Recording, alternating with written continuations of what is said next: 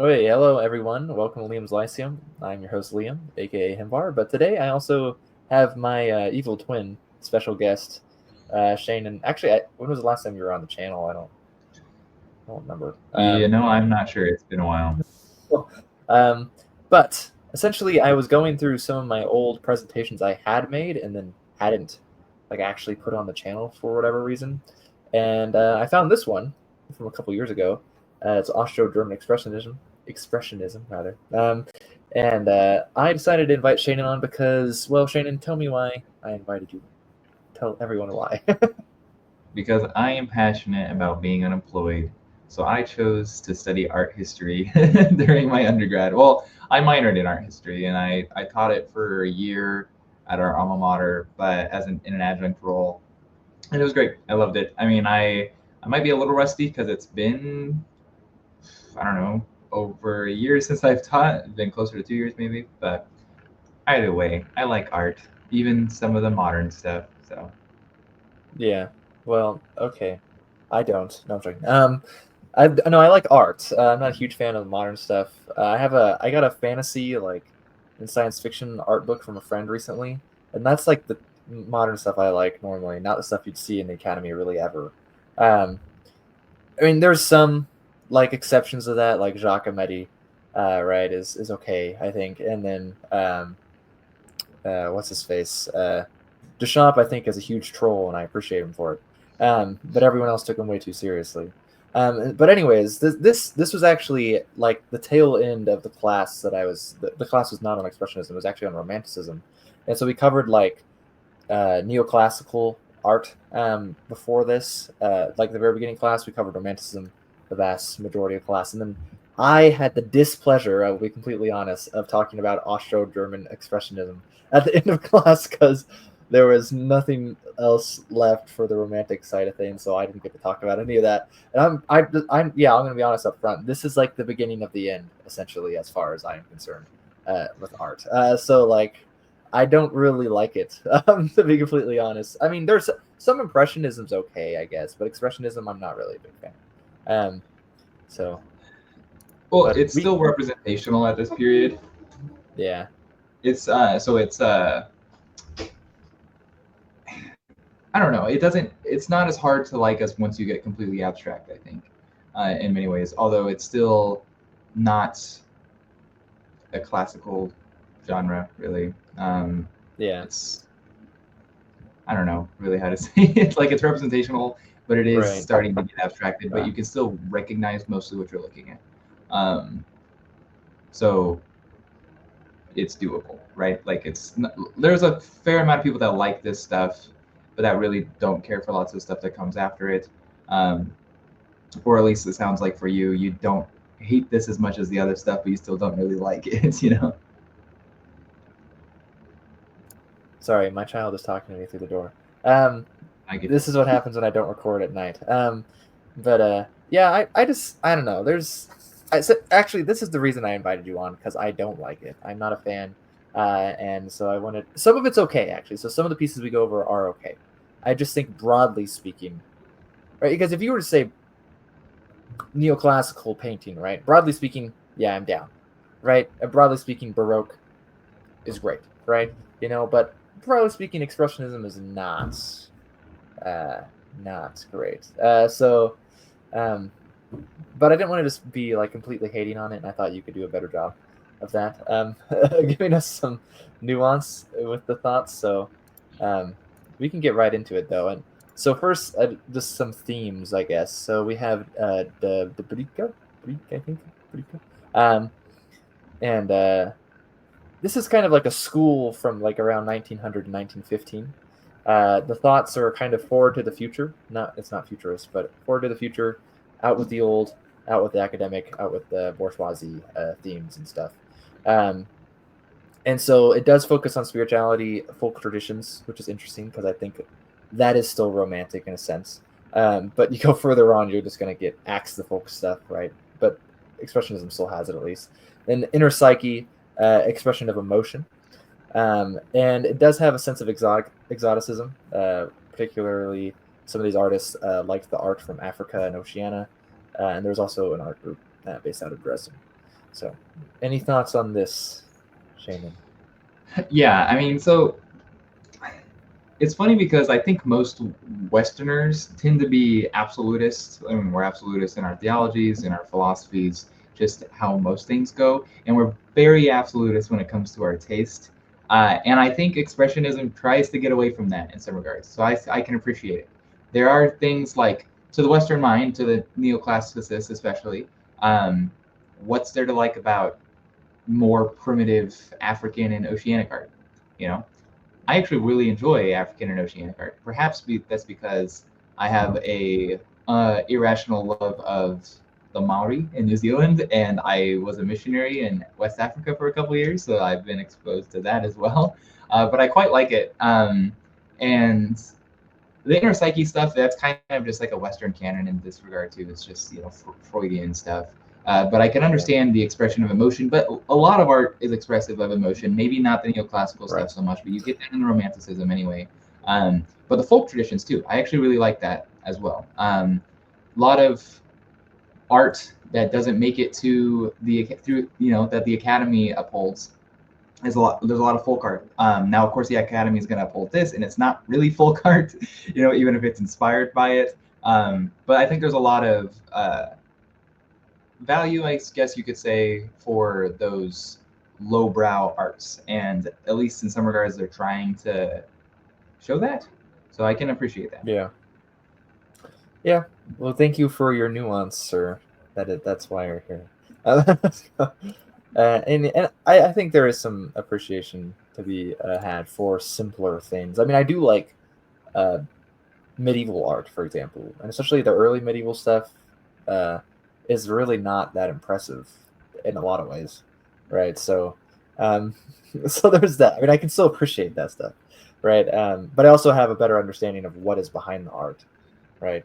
Which I might not, for example, I don't have this irrational love of the Maori, right? Or, and I don't have nearly as much exposure to African art. I've never been to Africa, and like you said, you spent a couple of years there. So, but anyways, so this is, before we get into the actual art pieces again, we have something I guess I felt like mentioning at the time. It was Die Blaue Reiter, which is the Blue Rider, right? Sounds like it.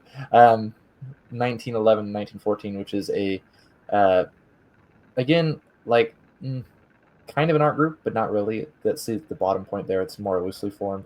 Had an almanac of the same name, but this is Scorn Spiritual Bankruptcy of the Industrialized West. I don't actually know who the quote is from, so I apologize. Again, this is a couple of years old, and I should have put a source there. But again, prefer naive and exotic art. I don't know exactly what they mean by naive here. From places such as Egypt, Japan, Africa, South Pacific. So that's kind of similar to the stuff we just saw on the previous page, actually. Though I'd assume maybe by naive they mean like kind of like childlike in a sense. I don't know.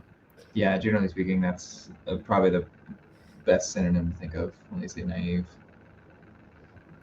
Yeah, I can't say I remember much about the Blaureiter, but Die Blaue Reiter. That is I've forgotten a lot of their names, to be honest, the artist names. I know one of them died. well, we'll go over some of them. But yeah, they the Japanese stuff though is funny because it's very sophisticated in its own way, but it's very much not Western. yeah, And people love it. To this day, the Japonisme, stuff like that is huge today. Maybe that's just because everybody's a weeb nowadays. But this is like when that was first starting, pretty much. Well, actually, this would have been a little later. It started earlier with the Impressionists and stuff like that. But either way. well, when I think of Japanese, I just think of that one wave. And is it by Hosokai? Was that the guy? The giant wave. There's like a boat in it. No. Hokusai. Hokusai. Hokusai. Hokusai. Yeah. And he did a lot actually with Fuji's in the background, of course. But I don't have a picture of it up here, so I guess I would put it up here. But at least when I think of Japanese prints, that's what I think of. And I remember actually going over in class comparing them, like actually some Japanese prints compared with some like art from this period from Europe, and there is definitely some similarities. So Anyways, we have our first guy, Gustav Klimt, born in Baumgarten, Austrian Empire, died in Vienna, Austria-Hungary. He is more often associated with the Vienna secession of Art Yeah. Nouveau, and he taught famous expressionist Schiele. And his primary subject was a female body, and his art is often erotic or even pornographic. I think I have one piece by him in here. I don't know. I talk about the artist and then go over a piece or two by him afterwards. So. Fair enough. Yeah, Klimt is more, like you said, more often associated with the Vienna Secession. He's maybe one of the most famous, if not the most famous. I would say that's actually what I was going to say. He's probably the most well known on this of all the people we're going to talk about. This is probably the most famous guy. Yeah.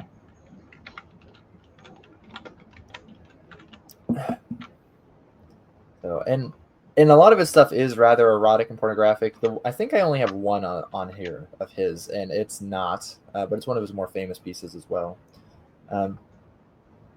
I swear I saw an article maybe a couple years ago, or I don't remember how long ago, but that they had discovered more art by him. But again, I can't remember exactly. So,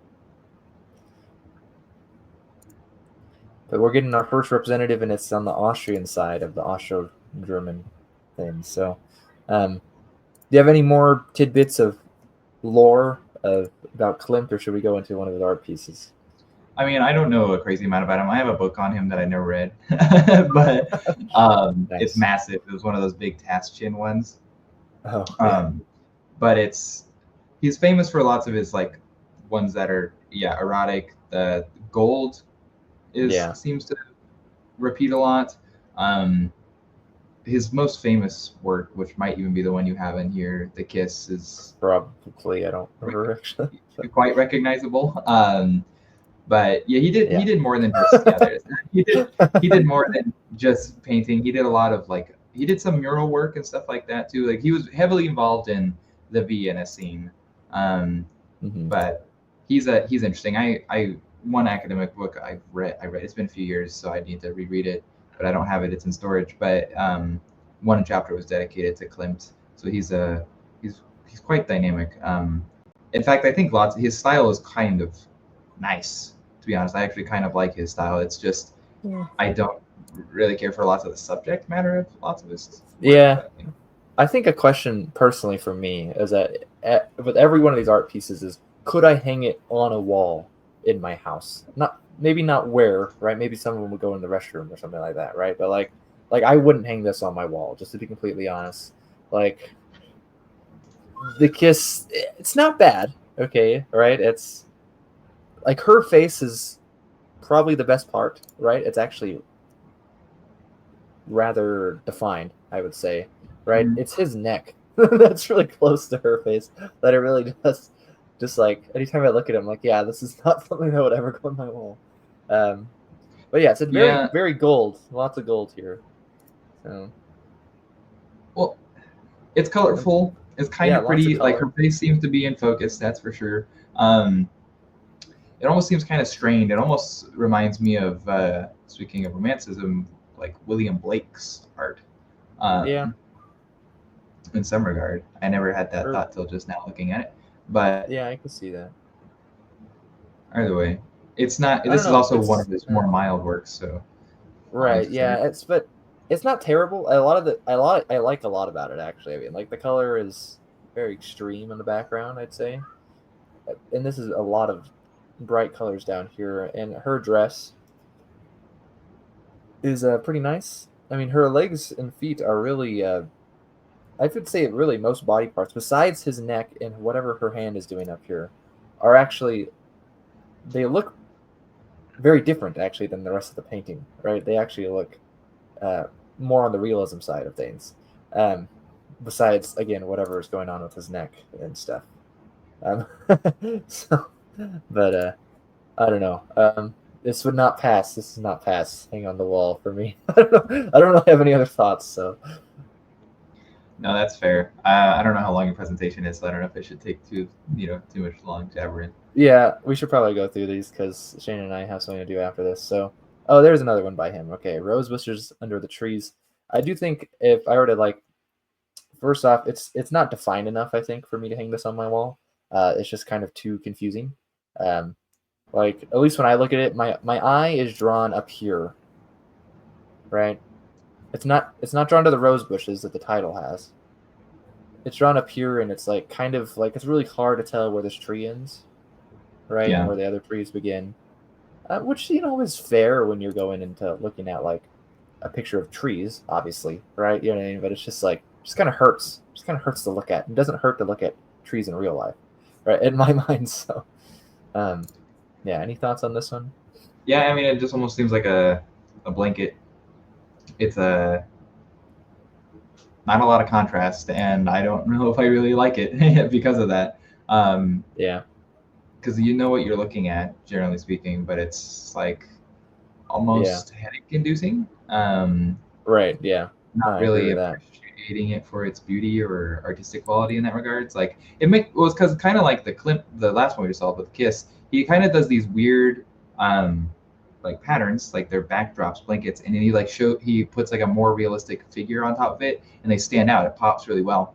That's what you got that with the Kiss. You don't get that here because he didn't put any figure on it. But it's whatever, I guess. It's there. I wouldn't hang it It up is either. something. There's some colors, mostly green, but Yeah. the best part's actually probably the trunk. I really like the detail on the trunk of this first tree, but I don't know. I think I was having a hard time finding, especially with Klimt, those less erotic stuff. I was showing it in class, and I really didn't want to have erotic stuff in class. But so let's go on to Schiele, Egon, who was taught by Klimt. So he is also, well, he's born in Austria-Hungary, died in Austria-Hungary, surprise. He's known for his twisted figures, his nudes, and his self-portraits. And that's a picture of him, kind of acting like he actually kind of draws his self-portraits. So, which is interesting. See, there's one of his self-portraits. I literally have no comments apparently about this. Unless it's a next click, but I don't want to click because I feel like there is nothing to say. It looks like it's on paper. I'm not sure. It does look like it's on paper. I'm not sure. I mean, you can definitely tell what's going on here. I mean, it's not in like a realistic vein by any means, but I mean, I guess you can tell what's going on, so it's not very abstract. There's no appeal here for me. I mean, like if this was in a museum, I probably wouldn't even look at it really. I mean, like, okay, I'm gonna look at the other things. Yeah, well, you'll find lots of times museums are just everybody appreciates art just because of the name. They don't actually appreciate art because of the art, Right. which I think is problematic actually. But yeah, I honestly like the only Schiele painting I really know was one of his self-portraits, not this one. But I know he was. Lots of these guys are just odd, if I'm being honest. Now I think it's okay to not be like everybody else in some regards, but he he was definitely, he got arrested, if I remember correctly, because he was dating like a 13-year-old. No. And like people, gracious. they like confiscated some of his drawings and stuff because they were considered to be porn. And go figure. I mean, maybe this isn't the guy we should try to be like listening to. But then again, that maybe I'm not separating the art from the artist in that regard. And I just said, people like to do like they like the art because the name attached to it. And perhaps I'm disliking the art because of the name attached to it, and I'd be pretty much doing the same thing. I think that this one actually, I kind of like it. It's a little quirky. Obviously, maybe he's deranged, but it's technically like it's not that bad. It's not classical, but Right. it's not that bad. Fair, sir. Very fair. It isn't that bad. It's much better than anything I could ever hope to do. Just not something I appreciate so much. I can acknowledge that this is actually rather well done, I would say. I just, part of my thing, again, when you're getting through Expressionism and then through modernism, postmodernism, is that it's just not appealing in a lot of ways, right? Like, not poorly done in this case. Well, some of it is poorly done. Like Pollock, he's garbage. Anyways, but like Schiele, though, he's not. He obviously has some talent here. It's just like I'm not really interested, right? So, if that makes sense. And here's another one by him. Literally, it's the bridge that we talked about earlier. Nice. This one is again, it kind of like the second Klimt we looked at, though. It's difficult to look at from a perspective wise. Right? It's just like hurts the eyes when you get down to the water, right? Like right here, like I can't really tell what's bridge and what is reflection, or if, I think it's all actually just supposed to be bridge and that the water is just flat, right? Yeah. But kind of hurts to look at still. I mean, obviously he's got his perspective okay, right? This all looks pretty natural. I mean, this looks a little off on an angle, but the bridge itself looks fine. Besides this, really, it's bothering me. Yeah, it looks like I could but do this. The boat looks kind of flat. This looks odd, but it's kind of far in the background. So, yeah, the perspective of the beach itself and then the water is not, like I said, it kind of gives me a headache. And then as far as the background, are these poles? Are these like telegraph poles or something? I don't know. like it. So, which is interesting. Definitely getting into a more modern time period as 1913 after all. Yeah, which is funny for a group that's supposed to be focusing more on the folksy stuff. He's got a very modern depiction here, you know, of a big, expansive bridge, which kind of seems counter to that. But I mean, it is the name of their group. Yes. So maybe that's why he felt like doing it. Or maybe there's supposed actually, to be so they didn't know it, but there's actually nothing on the other side of the bridge. It's just a gaping chasm to hell. They didn't know what the hell modernism was going to be, but that's what it was. Okay. Yeah, I don't know. It's something. I don't hate it. It seems almost amateur. But a lot of the art from these groups do. I mean, the people that don't know art history, which maybe that's what you should be judging art off in many ways. Like, who doesn't know art history? But I don't think that's entirely true too, because I think even if you don't know art history, you're still trained by the culture you grow up in to like certain things. I think again we're more of a classical. We like classical aesthetics in that regard. So. Yeah. Well, and I think that's understandable. I mean, I don't know. Honestly, I've never really met anyone who like unironically actually likes like modernist art. Besides you, pretty much. Which is you're the art historian, right? So like you're the guy who's like, yeah, Barnett Newman. Woo! I'm just like, but it's not all of it either. Man, I do like some abstract art, but the problem with abstract art is I have a hard time separating the art from the artist. Because I can like lots of the classical stuff, and I can like lots of craft stuff, like even like tribal craft stuff. I can really like it, whether it's got utility or not. But for the modern artist to really appreciate their work, I feel like you have to understand them and understand what they were even trying to do. And like if that resonates with you, then like cool. But it's like I have to read books on these people before I can appreciate their art, really. Right, which is kind of problematic in some regard. I like having that as more depth. I want to be able to appreciate it on the surface and appreciate it more when I figure more stuff out. Right? That's actually the problem I mostly have with modernism. I did a video on this a few months ago. It was talking about modernist literature. And it was rather a shadow modernism, right? It's like when you compare like modernist literature, right? I can't think of any of the authors off the top of my head because I don't actually read them. But the guy who wrote Ulysses, right, and the guy who wrote like The Great Gatsby and stuff like that, right? Like that's all stuff that like you really need supplementary material to actually appreciate it, essentially. And that was like kind of the point of modernism, right? But the shadow modernists would be like Robert E. Howard, Clark Ashton Smith, H.P. Lovecraft. They disdained that, right? They wanted you to get at least some of it just by the art itself, right? And so they were reacting. In a sense, I would say they were reacting. In a sense, they're also just doing their own thing to what often gets the capital M modernist label. But So yes, while you can be like, oh wow, I feel bad for Pollock, this guy's nuts. Honestly, I look at his art and I'm like, wow, this is garbage, right? Or Yeah, what's that one guy, de Kooning or whatever? Terrible, yeah, right? You know what I mean? Like most of that stuff, awful. All right. There's other people I could think of, but I shall not slander the entirety of. Actually, I should. No. Anyway, and so like, but I just man, I have a hard time. yeah. You So know, it's funny because now I need to think about this more. I'm just obviously the walking contradiction. I've said, yeah, I've repeated that the art should stand on its own, but then I'm like, but sometimes I like to get to know the artist and appreciate their work because of it. In that regards, I understand what you're yeah, saying as far as maybe appreciate the work to some degree and appreciate it even more when you get to know the artist. Um, and I think that makes sense, but I don't know.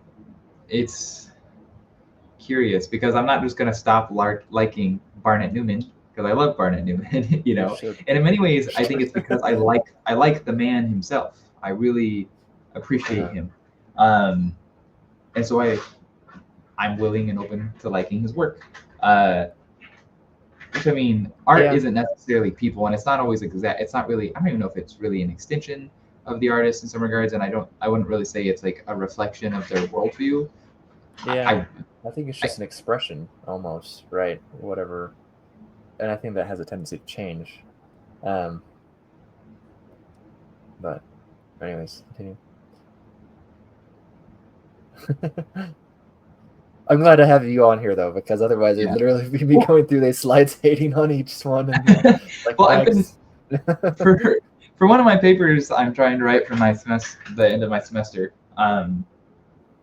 It's I was gonna do aesthetics, and I'm like, so aesthetics is something I've only read like relatively loosely, but he's had some interesting points. I've been reading mostly Dietrich von Hildebrand, who was a Catholic 20th century philosopher, and he was saying that the art, he was pretty much saying the art needs to stand on its own. He probably would be definitely against all of this modern and postmodern stuff. Um, but I think he has good points, at least. Like the fact, just like we kind of talked about at the beginning of the video, just because it's German Expressionism doesn't mean it's automatically bad. You don't have to rate the work because of the artist necessarily, but you also don't have to Right. rate the work because of the school it belongs to, right? Because Right. you can like some Well, of it, not the others. I think if someone were to tell me, "Oh, it's Cubist," I'm like, okay, there's maybe like a 3% chance I'll like it, Yeah. or something like that, right? You know what I mean? Like, but I'm not gonna Like I don't know automatically if there is a say, single yeah, it Cubist all work I like. sucks. There's probably not a single Cubist work I like. Barnett Newman's probably the only color field abstract expressionist that I like. I don't really care for Rothko. Rothko's probably the darling of Yeah. that group. Ooh, But Rothko. I don't care for Pollock. I don't really like his work, and then like I read about his philosophy about it, and I'm like, wow, now I dislike it even more now because it just doesn't make any sense to me. But Yeah. either way, But again, there are some in here that I like, and so I want to get to those. Let's see what we got next. We have Kokoschka, who again, Austria-Hungary. He died in Switzerland. He's known for his portraits and his landscapes. He died rather late. Look at that, 1980. Um, but yeah, I don't know if you have any other thoughts on him, but I think this might be the only piece. No, I think I have another one by him. So we have the Bride of the Wind, and this is like the highest quality version of it I could find. Um, Personally, I don't feel like it's like super high quality. Uh, it's supposed to be expressing love for Alma Mahler, the widow of Gustav Mahler. This was painted after their breakup. Um, um, what a muse, man! It looks like they look like they're corpses, especially the guy. Um, oh yeah, I would never hang this anywhere in my house. Like no, I don't really like this one at all. I do like it. Seems to have like a sense of movement to it, right? It's just not attractive movement in a sense. So I don't know. What are your thoughts? I kind of like it. Yeah, it kind of gives me that sense of movement. The wind was definitely something that comes Yeah, to mind, just despite the title, where it says that as well. But it does kind of remind me. It reminds me of movement, kind of like Marcel Duchamp. Uh, his paintings. I don't know if you're acquainted with his paintings, besides just like his urinal. Um, but like I'm the not nude really. descending a No. nude descending a staircase kind of makes me think of that. But it's way less fragmented. Um, Feels a bit better in that regard. Maybe it's more just curvilinear lines, to be honest, as opposed to the rectilinear. But I I kind of like it. I mean, it's kind of in a weird frame, like it's Yeah, in the foreground, I'll but say that. I mean, it is. Your eye is definitely drawn towards this large thing mass. of two people, Yeah. right? Yeah, mass. Um, so, and I'm like, I'm not sure, like, if this adds much, right? Whatever this little, I don't know, what do you call this, an S curve? Um, but so, but anyways, should we go on to the next one? Yeah, sure. I actually don't know who Kokoschka is. So that's a good introductory painting to Okay, him. yeah, this is this last one I think I have from him. Port of Marseille. I like this one more. This is one of his landscapes, um, and I don't know. It's just colorful. This is one I could see hanging in like my if I had like an extra bathroom, like a half bath, right? I could see myself Yeah. hanging this in there. I don't. This would not be my first choice. Probably not be in my No. top 50, right? But if I like somehow had this painting, yeah, I would hang it up somewhere probably, right? Yeah. So It's almost a Fauvist color palette. I don't think it's quite as like a punch in the face as the Fauvist might be, but um, yeah, it's not that bad actually. It's it's almost interesting how they get impressionistic like in some regards too. yeah, it gets like less detail as you go left, kind of, and then he has his signature, which is okay. Um, I so because like this boat right here is literally just like 3 lines, right? I mean, like, and this one is a little more, right? You know, and this is more, and this Yeah. is actually rather well done, and this one over here on the edge. Um, Mhm. so that's interesting. It seems to be have this dark cloud. It looks like it's actually hanging over and blocking the sun, maybe, but it also kind of looks like it's the sunset or sunrise on the horizon there. I did like this one That's though. that hell you were talking about back there that they were Yeah, working their way there's towards. modernism gaping. Anyways, yeah, of all the ones we've looked at so far, though, this is my favorite. Um, this is this is acceptable to Liam. So, Fair okay, enough. hey, Kadinsky, Kadinsky. This fascinating. guy's Russian, but he's somehow Austro-German expressionist as well. He died in this place I can't pronounce, Neuilly or Neuilly sur Seine. I don't know. I don't know if it's a Y or a L sound here. That's why I can't say it. But even it's associated with Deep Blaureiter, so there it is. Yeah, it looks like a egg. That's what I I don't see. like this one. Again, another one I don't like. You can see the cow if you pay attention, right? Like here's its head, Yeah, right. horns, right? I mean, like It's just an egg yolk to me. No, this but yeah, this does get into the folk thing though. This does have the folk themes finally that we talked about earlier. right. Yeah, and that's fair. That's why I always liked Gauguin. But he's more post-impressionist. But I don't know. Like Kandinsky is one of those really big names too. Well, relatively big names at least.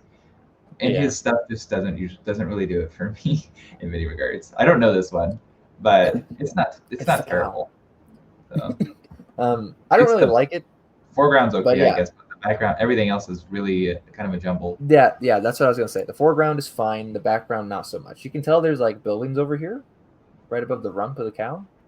Besides that, I'm really, really, really unsure what's going on, and I don't really care for it.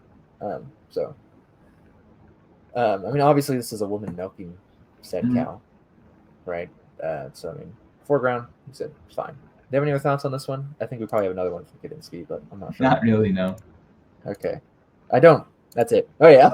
So apparently, I looked at all his works. I was like, you have nothing Well, else worth so putting in here. before we So, go on from him, actually, since I didn't have anything else to say about the cow, but Kandinsky is the one that's famous for trying to make sound into like a painting, pretty much, like yeah, music, pretty much with his paintings. Like so, it was pretty. He would paint movements like you would for a movement in a song, uh, yeah, like an orchestral piece or something, and it's interesting. I think a lot of people like him because of that. It definitely, it doesn't really do anything at all for me, to be honest. Kandinsky never has, but he's curious, at least in that regard. So Yeah. Well, now we're gonna get the one that I actually remember liking. I think this piece right here might be Macke himself. Like this Macke might have done this one. Like a self-portrait here, but I don't remember. But he's also associated with Die Blaue Reiter. He's German. This first German we're actually looking at. He died on the Western Front, unfortunately, in 1914. Yep. Rather young. He was in his 20s. I think he's younger than we are. And unfortunate for him. But I like this piece. Of all the pieces actually I put in here, this is probably my favorite. I'm just going to say that. Yeah. Well, we looked at, was it Schiele? He died I think he was 28 when he died, and Macke was like 27. But he died in war. I don't know how Schiele died. I don't remember. Don't believe it was at war, though. But yeah, Macke is like he is a little less abstract than the others. He kind of reminds me of maybe more post-impressionism. Yeah. Because he does, like, this is a pretty painting, I think. Actually. Yeah, no, I like this one. So it's definitely lacks on the detail. These vegetables in the front bottom left corner probably give you the most. And the perspective is not perfect either, but I mean, it's still better than some of the stuff we've seen. And he put the horizon line like so high up, like John Ford and Spielberg would be proud of him for doing that. So, you know. Yeah, I mean, the haystacks, I mean, they definitely, this to me kind of seems folk too, right? Because I don't see haystacks look like this almost at all anymore. More like this. I think they're also called haycocks. And this is obviously something you would just throw up with your pitchfork, right? And now with tractors, you don't really see them like this much anymore. So definitely, in this case, it feels pretty modern, right? And I like it. I really like the use of color here with the blue and the yellow in particular, and then just a lot of green to mellow it out. So I don't know. I like this one. This is my favorite one, like I said, that I'm pretty sure I put in here. So I would put this one in my bathroom proudly. Right. I wonder what he would have done if he hadn't died in the war. Right. You do wonder. Like Jeffrey Bache Smith and stuff. Anyways, on the other side. But I think I thought I had one more by Macke, but no, I guess not. So now we have Ernst Kirchner. He's also German. He died in Switzerland. He's associated with De Brica, and is most famous for a series of paintings depicting prostitutes, which I don't think I actually put any of them in here.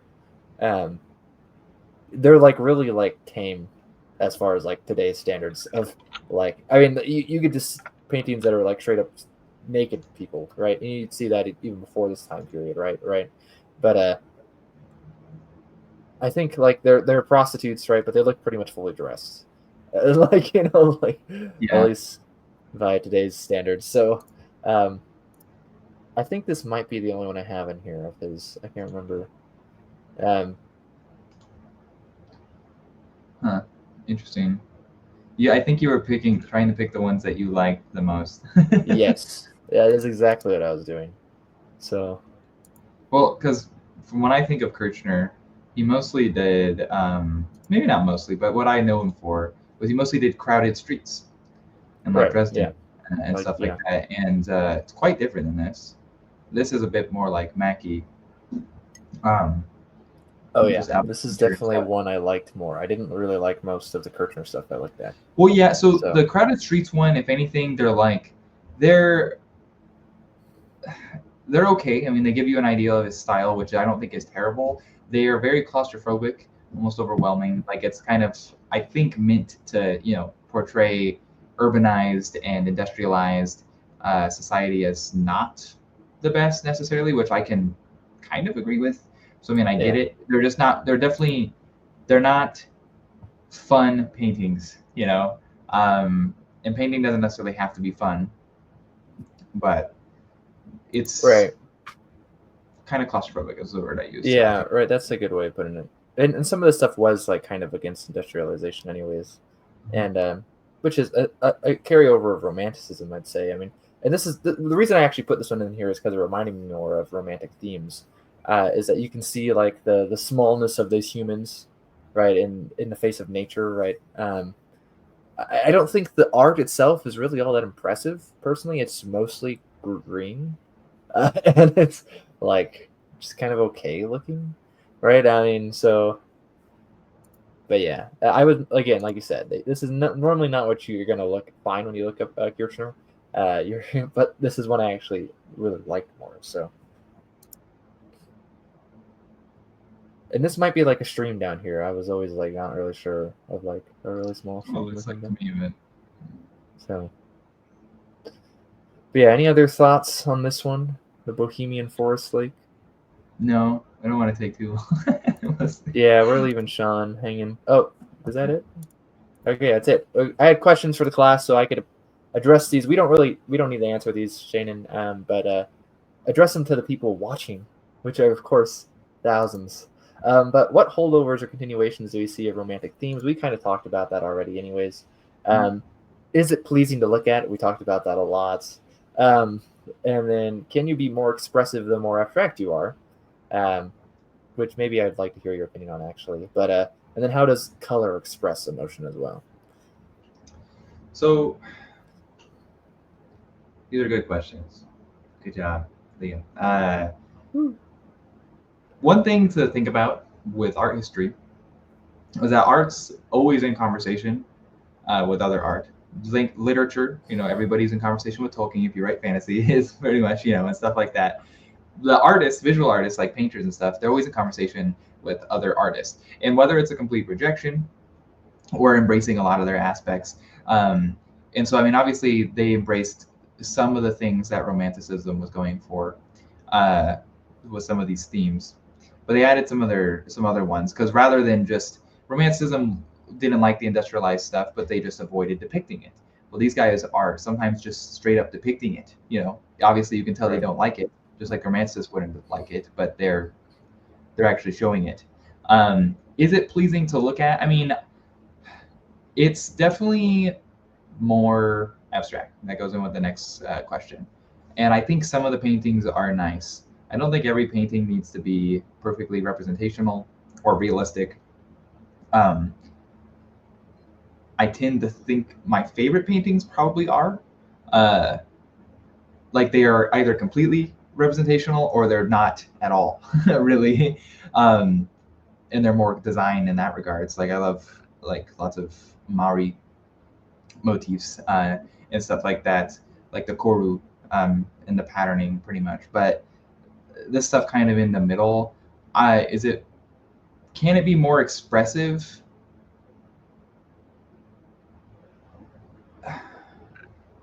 It can be expressive. I don't know if it's more expressive. Because there's plenty of romantic paintings that are perfectly expressive. In fact, I think Romanticism is much better than Neoclassicism because of that. I would agree, yeah. And so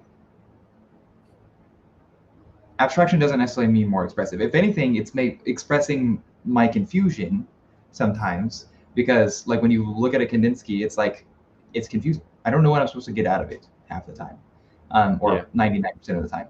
And that's the same with lots of these other artists. Maybe Kandinsky is perhaps the most abstract of all of them, but it's kind of hard to get it, I think.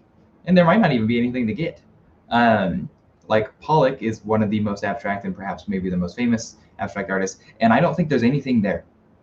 I mean, the painting has a life of its own. I mean, yeah, there's a process to it, but I mean, nobody publishes their rough draft for a paper, that sucks. But the thing is, like, it doesn't even look like this is like the first stages of a painting. That would have been just painting. That would pretty much just been a blank like sheet of veneer or whatever. And there are people that do stuff like that, in the modern era. But Pollock does nothing for me. Absolutely nothing. Yeah, except like maybe Pollock, Mondrian. But yeah, well, the thing is, maybe like the coming with the frustration and like that emotive response in some regards is something, right? Maybe that's what they were going for. I don't think they all were. I think Duchamp was, he's trying to get you to think about it, which I can appreciate. And I think some of these guys are trying to get you to think about it. Lots of it, sometimes I just think it's drawing attention to, and especially when you get the idea that so many of them were just painting prostitutes, it's kind of Yeah. just like they seem deviant, if anything. Now again, maybe they were trying to talk about like the lowest echelon of society that people tend to not respect or anything like that. Sure, maybe. I don't know if they were doing that. Maybe some of them were, but either way. And I then mean, color it's expressing emotion, maybe to some degree. I think we're hooked on that idea. yeah. Color theory was probably coming out around this time, and I don't think it's necessarily true, like one for one, but I think it can be. But Yeah. that might be trained. People think, oh, red's an angry color, and I'm like, I don't know if it is. But you've heard it your whole life, so For maybe you sure. think it is. Yeah. You It's like when people say German's an angry language, and I'm like, I don't think so. Right. So, yeah, you remind me of Picasso and his misogyny. But yeah, no. Thanks. That's a good place to close it, I think. We must go on. But no, thanks for coming on. Thanks anyone for watching. If anyone, again, I'm not very. I like art. I mean, you can tell. Obviously, I've studied some, just not as much as you, right? So I mean, um, yeah, there's Austro-German Expressionism, the crash course. Catch you next time.